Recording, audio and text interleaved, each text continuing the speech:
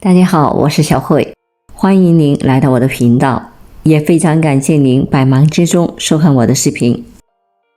我今年72岁，老伴儿68岁，我夫妇都是一个地级市的企业工作人员，我的2个儿子都在省城上班定居。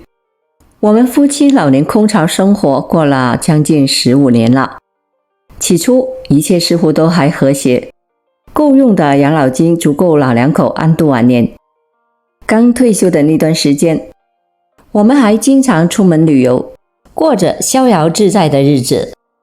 但是随着时光的流逝，我们这对在抚养子女上功德圆满的老人，却越来越受到垂暮生命的重荷。两人的身体一天不如一天，尤其是男人。最近2年更是每况愈下。我患有严重的心脏病，老伴患有严重的高血压。日常的生活中，老两口是彼此的医生，一个替另一个量血压，一个监督另一个按时服药。老两口知道控制病情的重要，心里都很清楚，一旦其中一个倒下了，另一个都没有力气将对方背出家门，而且另一个也势必会跟着累倒。这种担忧在今年年初就得到了证实。当时我的心脏病突发，幸亏邻居帮忙打电话叫来了120急救车，老伴也想跟着急救车一同上医院，被邻居好说歹说劝住了。邻居也是好心，担心老太太跟到医院只会把自己也急出毛病来，老伴留在了家里。可是当天晚上，一个人在家的老太太突然就感觉到天旋地转，依靠平时掌握的医疗知识，老太太理智的没有进行多余的挣扎，而是就地躺在了地板上。躺下后的老太太感觉已经完全动弹不了了，整个身子已经完全不受自己支配。她说那一刻她认为自己要完了，就这样躺在了冰冷的地板上，直到黎明时分。老太太的病情在渐渐的缓和，她始终不敢动，更不敢睡着。她怕自己一旦睡着，就再也不会醒过来。等到第2天，邻居发现了，也是喊来了120，后脚跟着前脚把老太太也送进了医院。这件事情发生后，我们夫妇的空巢生活正式的敲响了警钟。我们不是没有想过去省城和儿子一起生活，我们俩的收入待遇加起来不高，才8000元出头，生活在省城也不会给孩子们增加太多的负担。但是每个家庭都有各自的难处，2个孩子目前生活还算稳定，也都买了自己的房子，他们各自都有一家3口，但房子都有3房，也够我和老伴儿了。但孩子们谁都没有主动开口请我们去住。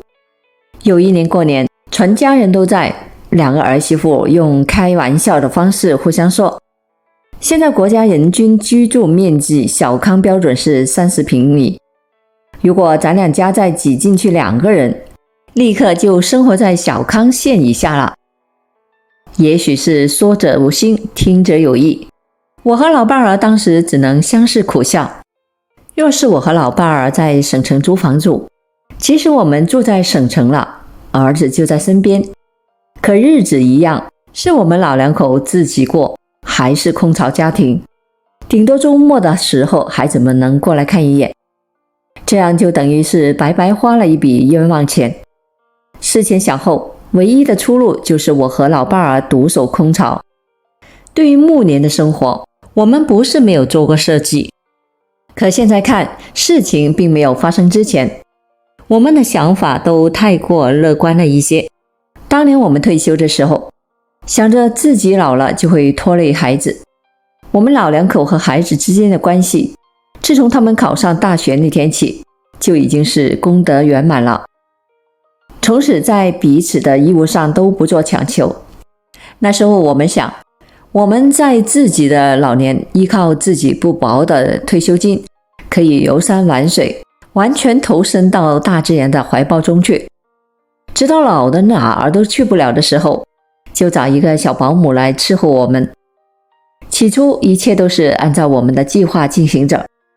我和老伴儿退休后，年年去外地旅行。在丽江，我们还租了一间民房，连续3年都在那边过的夏天。自己买菜做饭，就像居家过日子一样，我们自得其乐。孩子们也很高兴，都说自己的父母真是潇洒，因为彼此无忧。我们老两口儿和孩子们的关系处得非常的融洽。但是人算不如天算，这样的日子没有过上10年，计划就完全被打乱了。我们没有料到自己的身体会垮得那么快，只能终止云游四方的日子，提前进入了请保姆的程序。可是真的开始请保姆时，我们才发现自己太幼稚了。在我们思想里，花钱请人为自己服务就是一个简单的雇佣关系，只要付得起钱，一切就会水到渠成。谁能想到如今请保姆居然是一个社会问题。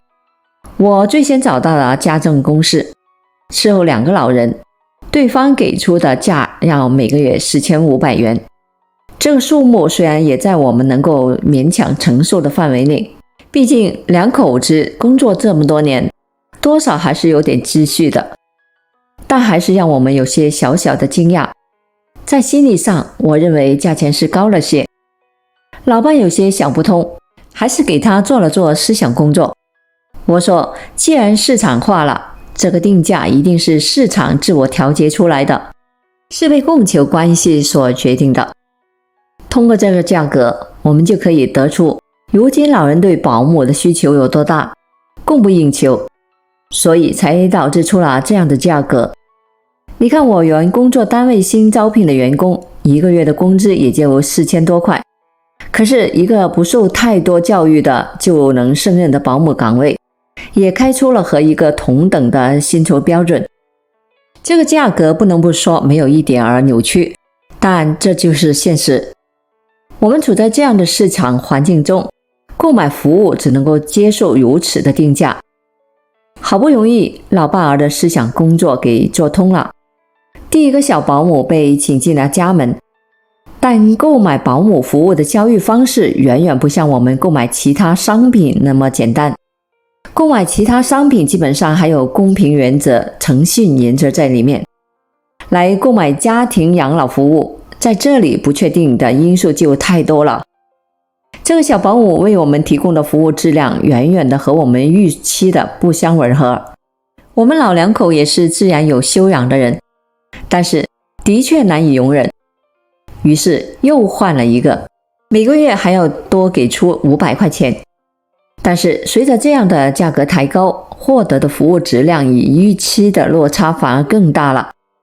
就这样接二连三的换了4个保姆，最终不约而同，我和我老伴都决定不再尝试这条路了。我们决定咱们还能动的情况下，彼此照顾对方，这里面没有不理性的因素。我们都是学理科出身的，不会感情用事，任何决定都是经过理性推理出来的。但是现在不得不承认，我们的理性思考的确有侥幸的成分在里面。老年人的身体状况更是不可估算的变量。发生在老伴身上的危险让我知道了，现在身边有个人还是非常必要的，起码不会让我们在发生险情的时候坐以待毙。上次老伴被救是因为我们防患于未然，留了一把钥匙在邻居家里，邻居很负责任。我住院后就担心我老伴一个人会有什么不测，一大早就敲门问安，没人应门，这才开门看到躺在地板上的老人。这种侥幸的事还敢再重演吗？不敢了。现在我和老伴又有了一个共识，那就是住院2个人必须一同去。反正以我们现在的身体状况，任何时候都够得上住院的条件。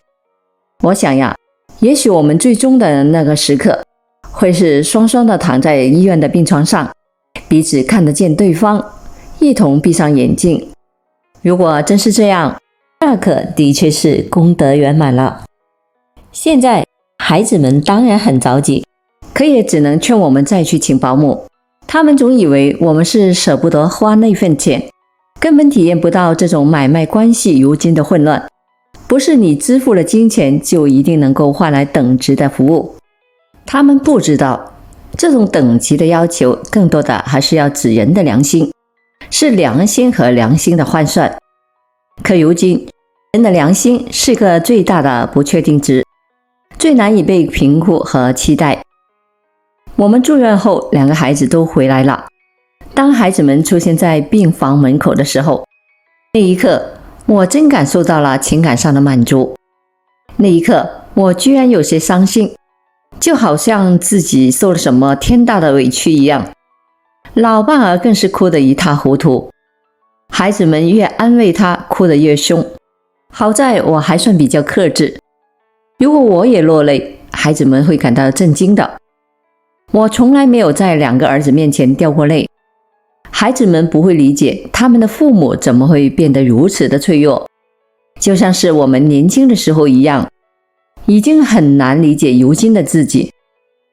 在医院陪了我们几天，他们看病情都稳定下来了，孩子们就回省城工作了。他们太忙，是我让他们回去的。有生以来第一次，我在理性思考的时候感到这么的违心。孩子们走后，我和老伴儿突然就变得特别的亲。不是说我们以前不亲，是这件事件发生后，我们之间那种相濡以沫的情绪变得空前浓厚。我们俩的病床挨着，各自躺在床上，伸出手正好可以牵住彼此的手。我们就这样躺在病床上，手拉着手，连护士看到都笑话我们，说我们比初恋的情人还要亲密。护士说的没错，我和老伴儿年轻的时候好像都没有像今天的这样亲，这就是相依为命啊。我们手拉着手，各自还吊着液体，我觉得液体滴进了我们的血管里，就融合在了一起，这种感觉真好。在医院里，我和老伴儿商量了下一个决定，我们住进养老院去。出院后，我们立刻考察了一下，有好几家养老院还是不错的，比较正规，主要是管理相对严格。毕竟有那么一个机构为老人提供服务的人员有组织的管理，这样一来就杜绝了老人在家养老，保姆关起来称王称霸的可能。你要知道，老人的状态决定了在私密空间里相对身强力壮的保姆们，他们绝对是处于弱势的地位的。我们看中的那家养老院还提供了家庭式公寓，就是一个小家庭的样式，厨房、卫生间一应俱全。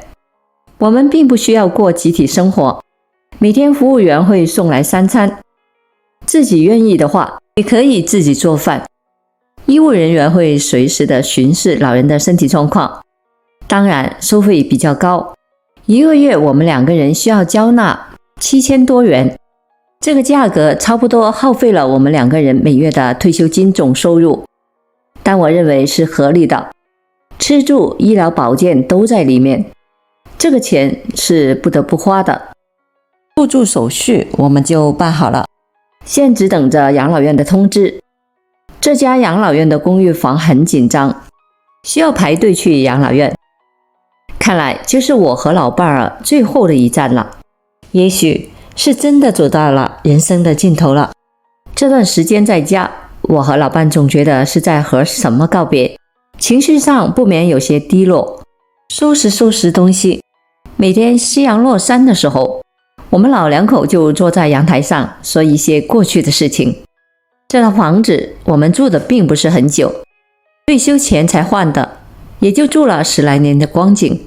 可是如今就好像是人生前一个阶段的最后一个驿站。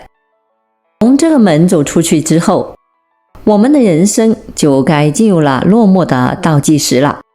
我们这一辈子传统观念不是很重，自以为我们的生命和孩子们的生命应当是各自独立的。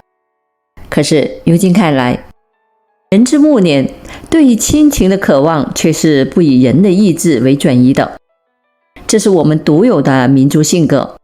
而现代性说到底是一个西方的观念，所以当我们的国家迈向现代性的时候，独有的这种民族性格就让我们付出的代价，承受的撕裂感格外的沉重。